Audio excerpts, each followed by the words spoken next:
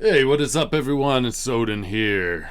Drawing live. Well, not live. Recording a drawing video. Yeah, I don't stream.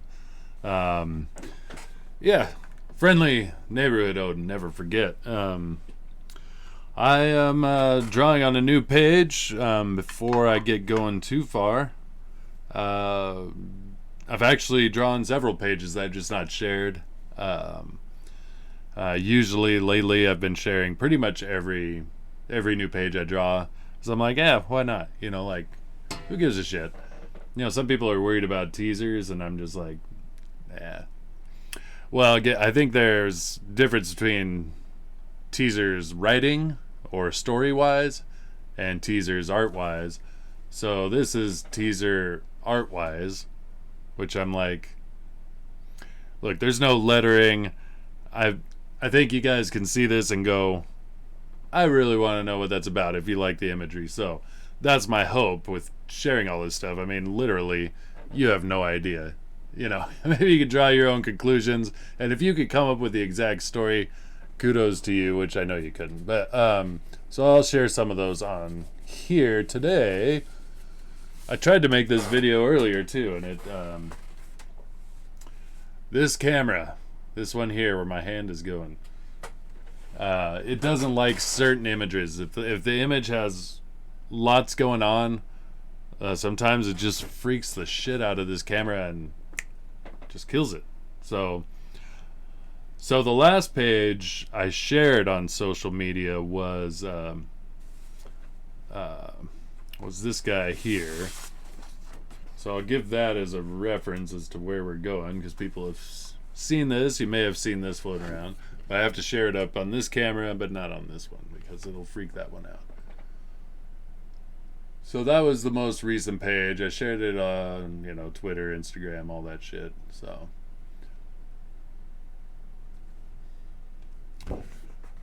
and since then I've drawn a couple more, and then I'm also working on this one.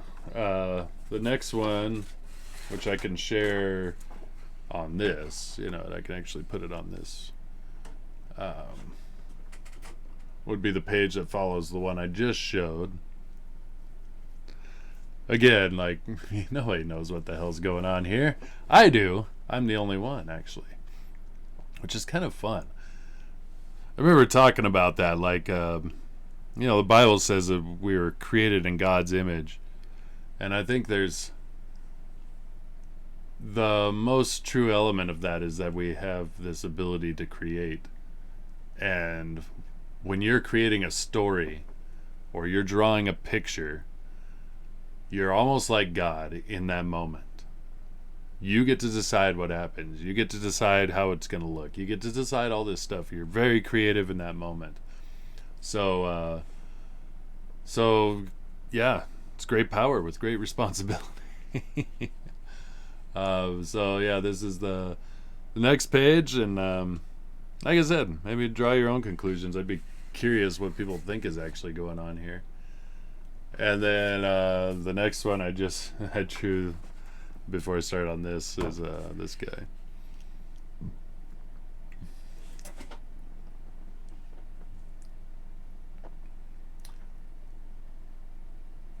So yeah, some stuff. And sometimes they actually look better. So I keep showing that, but sometimes they look better as a full meal deal, like seeing it up close like this, or on this camera sometimes. It at least gives it kind of a different element as seeing it here, just by the angle of the camera and whatnot. So anyway, that's what we've been working on, and then we're on to this guy here that we're working on now. Just started in on the inks tonight. I was watching a few live streams or reruns of live streams, but I was watching friend Drew. Comics with Drew is his channel, and he had a draw stream, and it was interesting. So before I get started, he was talking about materials. Oops, hit the camera or microphone. And one I use that he uses this kind of ruler, which I love these because they're see-through with the grid. So you can always get a nice perpendicular line because you can see what you're doing. So if I line it up here, I could draw a perpendicular line there. Or if I line it up, on any of these lines, I can. It's great for that. The only thing I don't like it is they're floppy. They're floppy. Which, yeah, would make it fun. Does make a cool noise. But these are great. I have one and I use it. So he had all these like templates and things, and I was like, what do I use? And then I use this one circle template that I rarely use. Every once in a while, I pull it out and actually use it. And then if I need a circle bigger than this one, I'll just find a circle, a plate. I use plates a lot for, like, if I'm doing a big image and I'm gonna be drawing a planet or something. Sometimes I'll use a beer can. That gives me just a little bit bigger than this one. Oh, actually it's smaller, but if I had the top. Nope, that fits over that too. So never mind, a beer can is not bigger than that last biggest circle. But yeah, I freehand most of the stuff, and sometimes what I do is rule. I'll do the rule on the pencils, and then freehand the inks. So it's kind of what I'm doing here on this wall. Yeah, but watched his stream. Saw some familiar faces. Saw our friend Jbot Art. Check out his channel. He also does draw streams that are fun and has a lot of cool art that he's been working on. And then saw Dragon Pisces in there, who's also learning the tricks of the trade to draw and write and create. And love both those guys. It was good seeing them there. I didn't jump in the chat because I was busy drawing and stuff, but yeah. And then watched my other friend Telepathic Bunny talking about writing for horror sci-fi or sci-fi horror. And I went, my, what a topic. One that is extremely near and dear to me, because there is not a genre that I think I like more than sci-fi horror. And there's certainly a lot of elements in Unconditional Shove, specifically this story. But as I think about it, all my favorite movies, even ones, so like obviously my first thought goes to Aliens, or Alien. Alien would be the one that was the most sci-fi horror, but they all were. The idea that you're out in space and you encounter such a horrific alien species as the xenomorph. So that one comes to mind, but even ones that aren't, I was thinking of, can't remember the director's name, it's Voorhees, I think. Did RoboCop, did Starship Troopers, and both of those are sci-fi. But when you think about it, both of them are quite horror as well. And I think Starship Troopers has that alien element of the kind of horror that comes with, hey, there's aliens that could probably kill you in a one-on-one battle,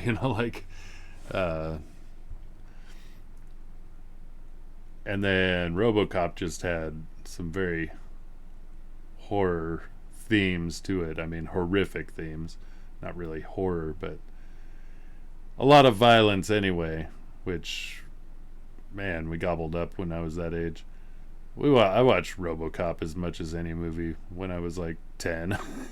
It's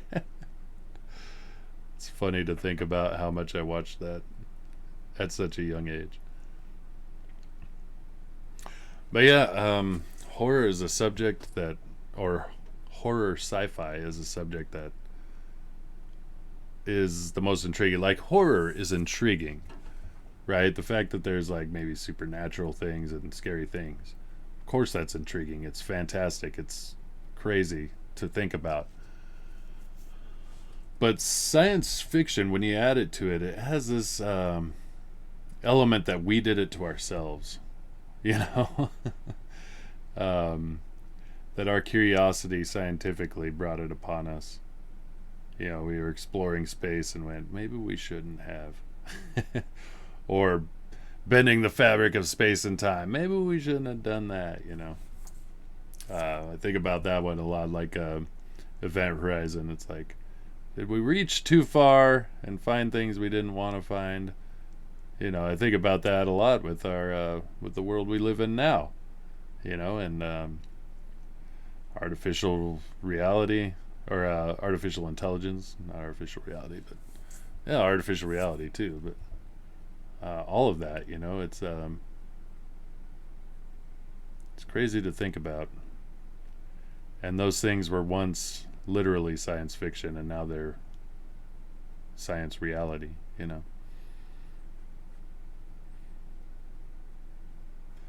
So yeah, it's just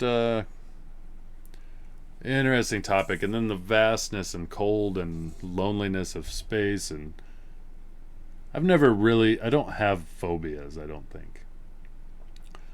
I do get a little bit of vertigo with heights. But I think that comes to what I'm going to say now, which is I've always had this kind of, if I did have a phobia, it would be enormity. I am overwhelmed by enormity when I see it. So when I was a little kid, my parents had me, and we were in a big city. Never really been to a big city before, and we're talking toddler, you know, earliest memory type stuff. And I'd seen skyscrapers on TV and whatnot already, but I was walking around downtown, and I looked up at a skyscraper as we were walking by, and the fear got me. I became anxious and intimidated by the size of it. And that's been a thing. Like, now I don't get intimidated by it, but I get this weird overwhelming feeling. It's not like like an anxiety attack or something, but it's a very real sensation or feeling in my brain that I know and I can feel. And like I said, it's more like being overwhelmed by the reality of the size. So like when I've been to the ocean, because you can't see the other shore, as far as the horizon goes, there's nothing but ocean. And then you think about the giant monsters, whales and sharks and so many different creatures in that water, and how deep and vast it is. Blows my mind. It freaks me out as I start to think about it when I stare out to the ocean or staring at the sky. And man, it doesn't take long of me, just especially back in my more psychotropic induced days. It doesn't take long for me to go just get overwhelmed staring at the sky and realizing how vast things are, whether it's the night sky or the day sky too. You know, you just realize how far away those clouds are, and then you're like, whoa, I'm small. And I love those little like science things that they do where they show like going from the size of the smallest molecule or that we can see, or atom that we can see, and expanding that out to the farthest regions of known universe. Mind blowing. And I mean, can feel insignificant in all the best ways. I mean, it's just fascinating. So I love that stuff, and it gets me every time. So yeah, I love I love me some sci-fi horror. And there's always that element of the overwhelming reality. And that's the thing about like space, specifically sci-fi horror that deals with space, is that the vastness, the aloneness, all that stuff comes back to that feeling of anxiousness with the enormity of things. Um, yeah, I love it. And I've always loved big monsters, aliens, whatever. The bigger the better, the more intimidating or more weird the better. I love it. So, you will get a heavy dose of that with this book that I'm working on. And speaking of that subject, even though I wouldn't, it's not quite as sci-fi. I mean, that's an element for sure, but and it's not totally horrific, but I think all the stories, in anthology horrors and stuff, I think all horror is sci-fi in a certain sense. It's, well, maybe not sci-fi, but it's fantasy in a certain sense. So yeah, we're going to deal with all of that and always have that be the constant theme. So maybe somewhere between Tales from the Crypt and Twilight Zone. Say something like that. Somewhere in that, between the two. Because Twilight Zone was a little more, I mean, they had their horror episodes that more dealt with supernatural or weird things like that, but a lot of it was really sci-fi based. Yeah, and I also just recently, earlier today, watched some more Red Dwarf. Speaking of space, those of you who don't know, Red Dwarf is an amazing show that was, it's English, originally on the BBC, and then moved to a more independent channel or something, I don't know. But I grew up watching it, and it's one of my favorites. It's a space comedy sitcom style, and I can't recommend it enough or speak highly enough of it. It is by far my favorite show that's ever been on television. When I was younger, it was The Simpsons, and they certainly fell off a cliff, but the original good episodes, those were the ones that got me on The Simpsons. But Red Dwarf has overtaken The Simpsons as my favorite, and it is right now, hands down, my favorite all-around show ever. So whatever you take, you can take whatever you want from that. So, but I watched an episode called Terrorform. So one of the characters on the show is Rimmer, and he is a smeghead. It's a term on the show. Smeg. Smeg gets thrown around on that show a lot. And Rimmer is the ultimate smeghead. He's one of those people that pretends like they got their shit together and has no clue about anything. And it's played for laughs. He has all this ambition, but no actual skill. It's kind of like you'll meet people like that, and they're always like trying stuff and pretending and kind of showing that they're so ambitious and so on top of things, but they never actually do anything with it. And when they do, it's kind of pathetic. It's not quite, it's not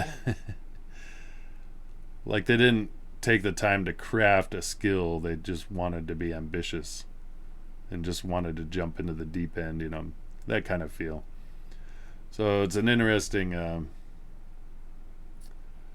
so anyway, the episode I'm watching, him he ends up on a moon. So every episode has kind of some kind of phenomenon, a science fiction phenomenon dealt with.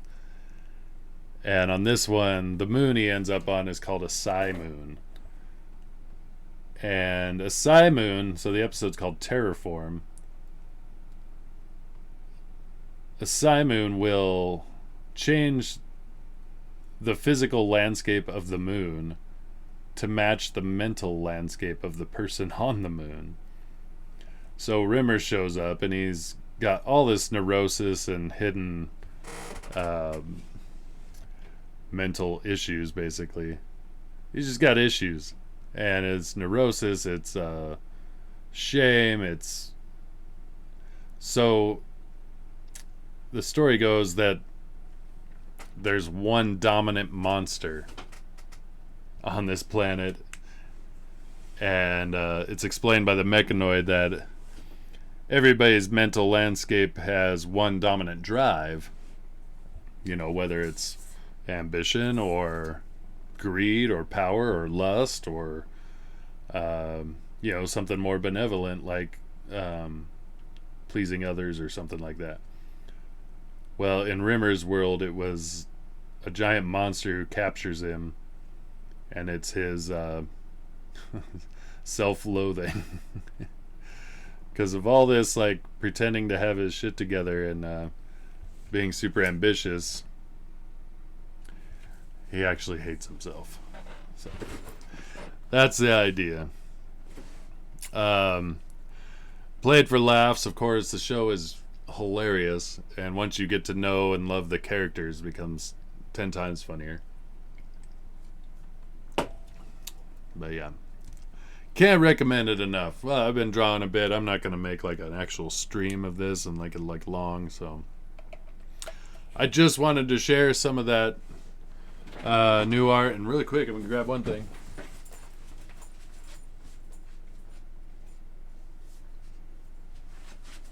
Because the last video I did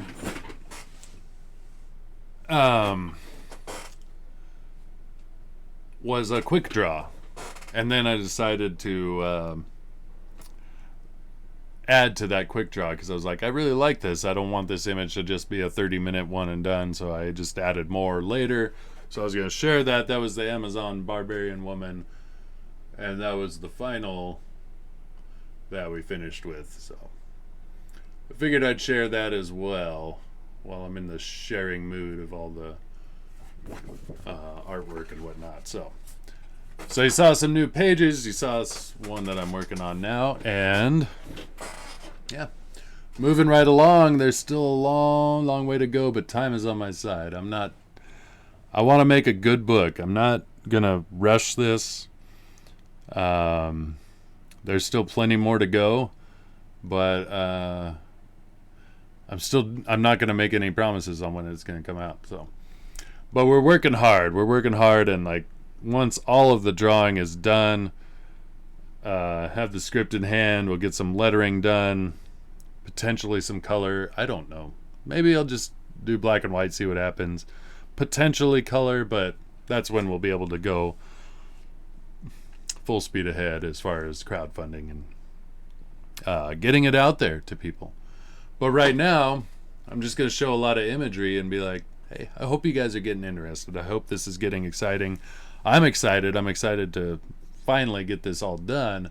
But this story, I still have several more pages. And then I've got a whole other story that's going to be part of this big book that we're going to put out. So it's not going to be light. It's going to be big. And I'm excited. So that said, stay here to keep abreast. Keep abreast of updates as I spill them out. But like you will see the artwork moving along, and it's going to be a cool day when this one story, when I wrap this one up and I can say, we're moving on to the next one. Because anybody who met me or has come to know me recently through YouTube and whatnot, you've watched just this story. So it'll be fun to like kind of transition to something else. And again, I don't mind sharing tons of art, and because again, there's an element of fantastic stuff going on here that you won't be able to piece together. So I'm not worried about that. So yeah, I'm just excited to get it completed and get it into people's hands, and hopefully find a really awesome, faithful audience that really enjoys what I'm trying to make. And then once I find that faithful audience, then I'll just be making for them, they'll be my people. Because if you are my people, you'll get what I'm doing here. And yeah, hopefully that's how it all goes. But it's all a learning process, and again, it'll get better and better continually as this goes along. So just want to get this one, the start, out the door, and we'll get there. We're getting there. Anyway, as always, I hope anyone who's made it this far in the video that you're doing pure awesome, that life is treating you kindly, and that even if it's not, that you're hopeful, that you realize the valley and the mountains. Life is always up and down. You're never on one or the other for too long.